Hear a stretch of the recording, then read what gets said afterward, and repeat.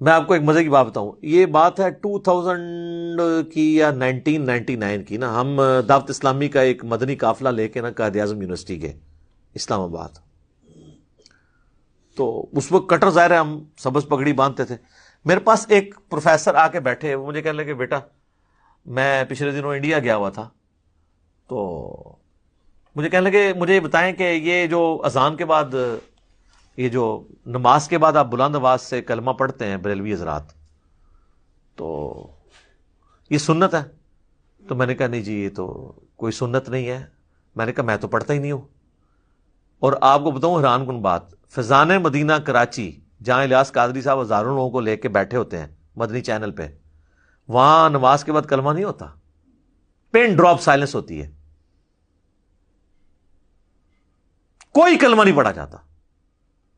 میں نے الیاس قادری صاحب کے پیچھے 1999 میں بالکل پیچھے ان کی امامت میں پہلی صف میں کھڑے ہو کے کتنی نمازیں پڑھی ہیں. ابھی بھی جا کے کوئی چیک کرنا چاہتا ہے کر لے. لیکن پنجاب میں دعوت اسلامی کے کئی مراکز ہیں، وہاں پہ کلمہ ہو رہا ہے، پتہ ہے ان کو کہ یہ غلط ہے، کہ جو لوگ لیٹ ہو جاتے ہیں ان کی نماز ڈسٹرب ہو جاتی ہے، لیکن نہیں، روک نہیں سکتے. یہ ہمارے کالا دیو والی جتنی مسجدیں ان کے انڈر آتی ہیں، یہ جو کوٹلی والے پیر ہیں کشمیر والے، کشمیر میں ان کی سینکڑوں مساجد ہیں، کہیں پہ کلمہ نہیں اونچی آواز سے پڑھا جاتا. تو وہ پروفیسر صاحب مجھے کہنے لگے کہ جی اب وہ ان پہ تو اوسی پڑ گئی نا. میں نے جب بات کی میں نے کہا یہ تو کوئی نہیں، ہم تو نہیں پڑھتے. تو کہنے لگے میں یہی آپ کو بتانے لگا تھا کہ میں باقاعدہ بریلی اعلی حضرت کے مزار پہ میں نے حاضری دی ہے، اور وہاں ان کی جو اپنی مسجد ہے اعلی حضرت کی، جہاں ان کی اولاد نمازیں وغیرہ پڑھاتی ہے، جو مدرسہ ہے منظر الاسلام، وہاں پہ تو نماز کے بعد کلمہ نہیں اونچی آواز سے پڑھا جاتا. تو پھر بریلوی خود بھی کیا بریلوی ہیں؟ یہ سوچنے کی بات ہے نا، کہ بس ایویں سن سنا کے سننی، جس کو میں کہتا ہوں ٹنی، پڑھ پڑھا کے سننی نہیں. میں کہتا ہوں جی اعلیٰ حضرت کی تعلیمات میں کئی باتیں ایسی ہیں جن پہ یہ عمل کر لینا تو باقی مکاتب فکر کے ساتھ یہ کئی اختلافات ختم ہی ہو جائیں. احکام شریعت میں اعلیٰ حضرت نے لکھا ہے کہ نبی علیہ السلام کی مبارک جالیوں کے بارے میں کہ ان کو آپ چھو نہیں سکتے. عام قبر کے بارے میں لکھا ہے اس کے سامنے حد رکوع جھک نہیں سکتے. قبر کو چومنا، وہ کہتے ہیں چومنے میں اختلاف ہے، لیکن میرے نزدیک بہتر ہے کہ چوما بھی نہ جائے، حد رکوع جھکا بھی نہ جائے، اس کو ہاتھ بھی نہ لگایا جائے. تو یہ قبروں کو چومنے چاٹنے والے سارے لوگ کون ہیں؟ تو تعلیمات کو، اور اعلیٰ حضرت نے کوئی اسلام جاری نہیں کیا کہ بھی انہوں نے کہا کہ میری مسجد میں جو ہے مصطفیٰ جان رحمت پہ لاکھوں سلام پڑھا جائے. اب باقی انہوں نے وصایا شریف میں کہا تھا کہ میری میت کے ساتھ جو ہے نا وہ پڑھا جائے، وہ کعبے کے بدرود ہو جا تم پہ کروڑوں درود، وہ والا سلام. یہ والا اس میں پھر بھی نہیں ہے. لیکن یہ بھی مطلب میں ویسے انفارمیشن کے طور پہ بتا رہا ہوں، یہ نا تسی کہو کہ جی یہ شروع کرا دینے جڑا اعلیٰ حضرت تو ثابت ہے. اعلیٰ حضرت سے نہیں ثابت دیکھنا، وہ آپ نے حضرت محمد صلی اللہ علیہ وآلہ وسلم سے ثابت دیکھنا ہے، جن کو آپ اعلیٰ نہیں کہتے ہیں، صرف حضرت محمد کہتے ہیں. فرق دیکھ لینا، وہ صرف حضرت محمد، یہاں اعلیٰ حضرت. ٹھیک ہے نا جی.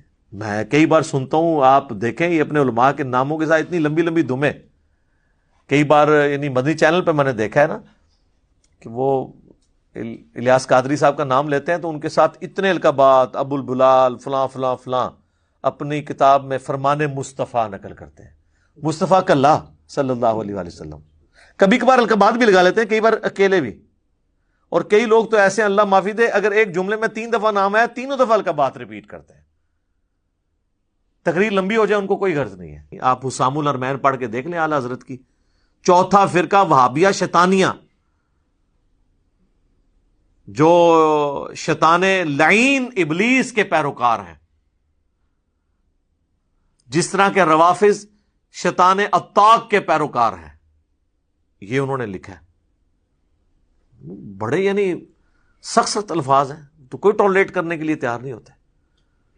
پھر آپ دیکھ لیں کہ انہوں نے ان کے جو ملفوظات ہیں وہ بھی شرف اس جہلم شہر کو ہی حاصل ہے، یہیں سے چھپے ہوئے ہیں ملفوظات شریف. ویسے اعلیٰ حضرت .net ویب سائٹ پہ بھی رکھے ہوئے ہیں، انڈیا کے چھپے ہوئے. پاکستان میں جو ہے وہ بک کارنر جہلم نے پرنٹ کیے ہیں. اور میں آپ کو بتا دوں وہ جو بک کارنر جہلم والے ملفوظات ہیں نا، اس کے بعد جو اعلیٰ حضرت کے مزار کی تصویر ہے نا، وہ میں نے ان کو گفٹ کی تھی کیونکہ میں اس وقت بریلوی تھا. ہاں جی.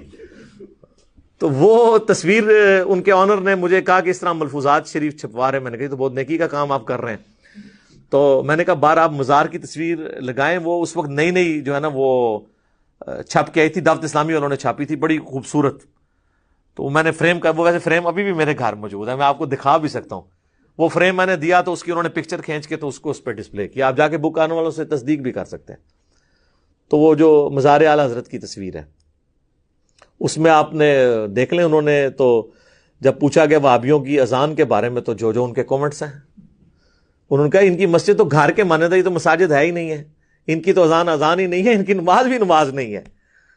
اور ایون انہوں نے کہا کہ جی یہ مطلب اہل کتاب کا ذبیحہ حلال ہے, ان کا ذبیحہ بھی حلال نہیں ہے جی.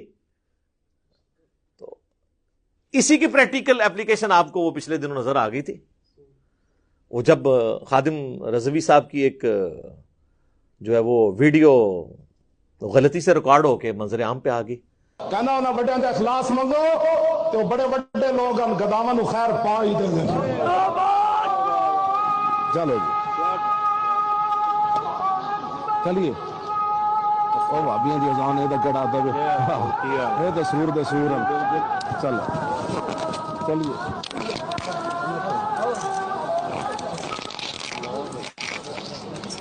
علادہ بات ہے کہ وہ ان کے ماننے والے اس کی تعویل کر رہے ہیں, ان کو کہے اس کی تو تعویل چھوڑ دیں. اعلی حضرت نے تو اس سے سخت باتیں لکھی ہوئی ہیں, اس کی تو تعویل ممکن نہیں ہے نا.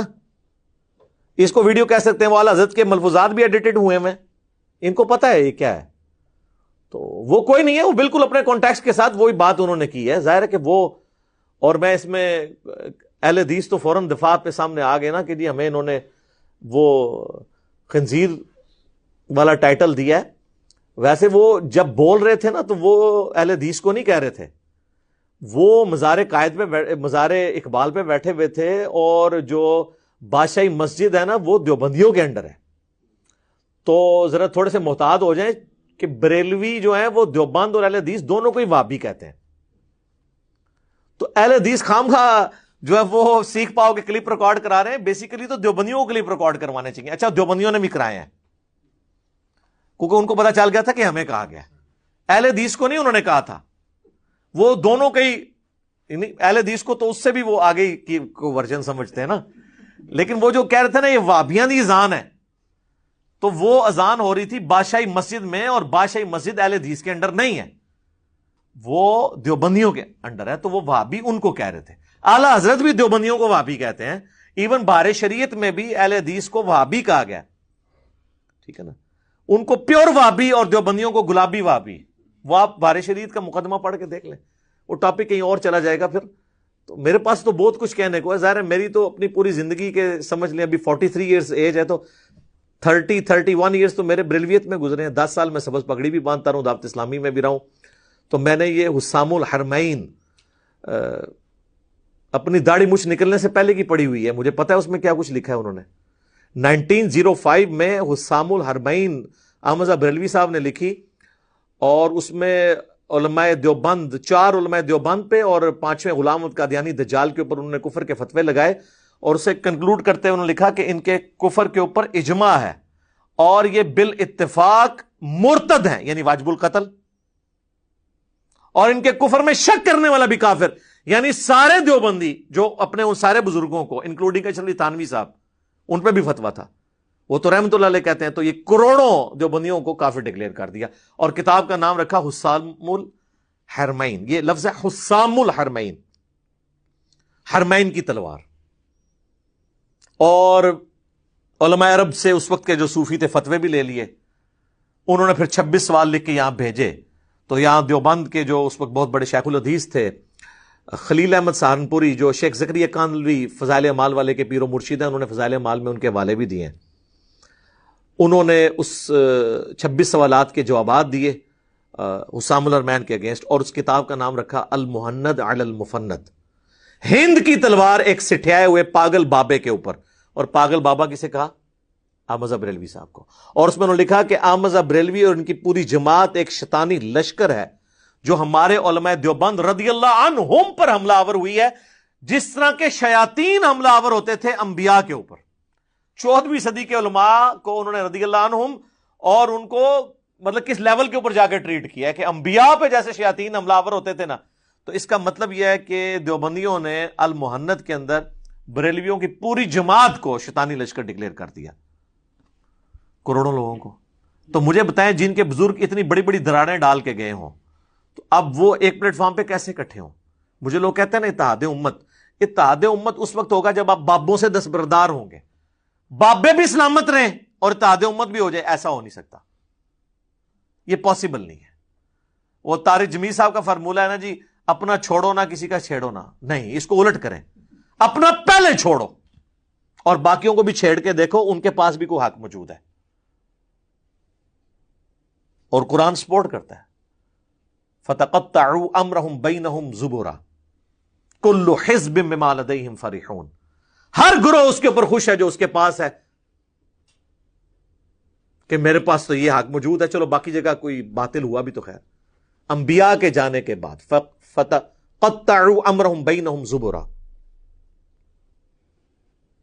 انبیاء کے جانے کے بعد ان کے ماننے والوں نے دین کو پارا پارا کر دیا۔